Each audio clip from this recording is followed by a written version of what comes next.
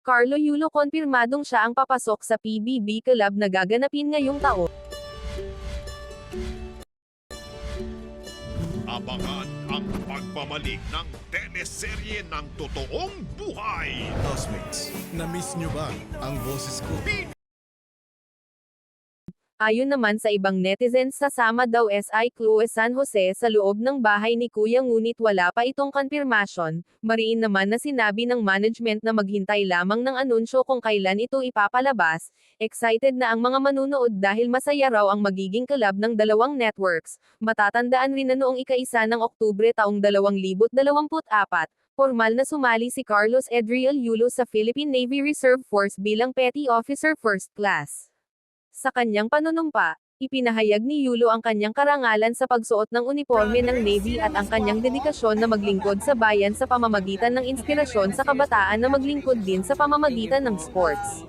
Carlos, P. I know you're very proud of your brother sa improvement niya. Anong masasabi mo sa development niya? Kasi I hear you've been training together this year. Anong masasabi? Medyo matagal yung po ako nawala. So, based po sa mga nakita ko po sa mga trainings, malaki po yung mga naging improvements niya po sa training. Magaling na din po siya sa mga favorite events niya. Super proud po. And nakakatuwa na makasama po ulit sila ng teammates sa training. You said that your favorite events are floor and vault also. Parang Yeah. him, right? Yeah, that's right. Okay ba yun, Carlos? Anong payo mabibigay mo sa kanya? Talented naman po siya and malaki po yung opportunity para sa kanya. Tuloy-tuloy lang po yung pag-training and mas mag-focus po siguro sa mga goals niya sa buhay. Ako, masaya po ako sa kung ano yung ginagawa niya. Basta mas wala siya tinataba ang tao, hindi mabuti siya. Okay na ako para doon. At kung hindi niya man maabot yun, proud na proud pa rin ako sa dedication and hard work na binibigay niya sa araw-araw na practice ko. Yeah. What are your goals for this year, Carlos? What's your mindset entering 2025? Siguro po yung ma-learn ko ulit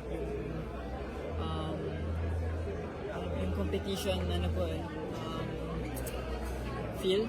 siguro medyo nawala po siya medyo matagal kasi din po ako nagpahinga. Pero not expecting to win and but expected po na ibibigay ko yung best ko no matter what, talo manalo. Marami akong learnings na matututunan this year for sure and magagamit ko yun sa mga susunod na competitions po. So SEA Games and World Championships this year, right? Asian and Championships and SEA Games. Yes. Eldrew, anong masasabi mo sa unang-una sa Athlete of the Year award ng kapatid mo? Of course, my brother, Athlete of the Year. And gusto ko rin yung ganyang award, Athlete of the Year. And I'm so proud of him.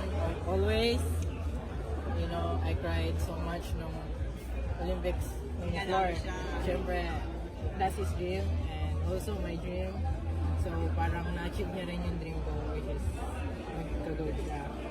And anyways, I'm so proud of him. I'm proud of all the athletes who have award in PSA. And yeah, I'm so proud of all athletes and veteran athletes. Okay, last question now. 2028 LA Olympics, medyo malayo pa.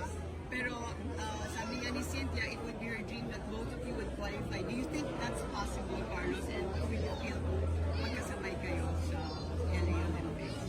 Posible po sobrang saya ko nun for sure. Dalawa kami makakatumpang po ng Olympics.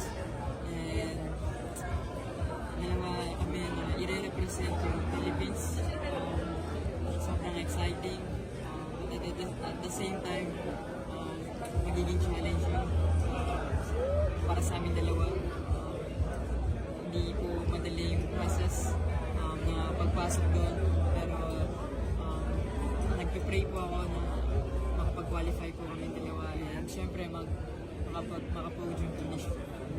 That would be an amazing dream, no? Of course, it is amazing dream because I will make it everything possible, even though it seems impossible, but I will make it to become possible. I will train hard. I will gonna push myself through limits every day to become possible. Last na.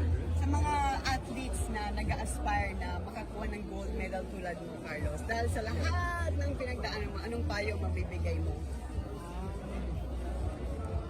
Punta lang po sila talaga araw-araw. At Pumunta po sila araw-araw talaga sa practice. Doesn't matter kung ano yung may bibigay mo that day. Lahat naman po tayo tinatamad. Tao lang tayo.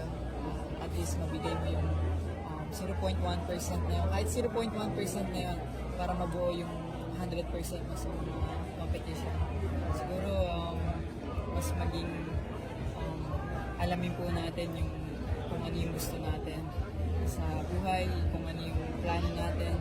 Kasi hindi po mangyayari yan kung puro pangarap lang tayo. Kailangan natin yung plano, kailangan natin mag-sacrifice po sa kinakain, sa oras. Tuloy lang po natin kung ano yung plano natin, yung nasa sa idea natin sa ulo. Siyempre, hindi naman po natin yung magagawa ng tayo lang. Maraming taong gusto sumuporta at susuporta sa atin. Tanggapin natin yun at isama natin sila sa magiging journey po natin. At pag nahihirapan, pag kunwari sobrang sakit na nahihirapan, ano? Huwag kakalimutan si Lord na kumapit sa Kanya, hingi ng tulong, hingi ng guidance, nandiyan siya palagi. At siyempre, huwag kalimutan na magpasalamat sa araw-araw na binibigay niya. God bless you both. Can I have a picture?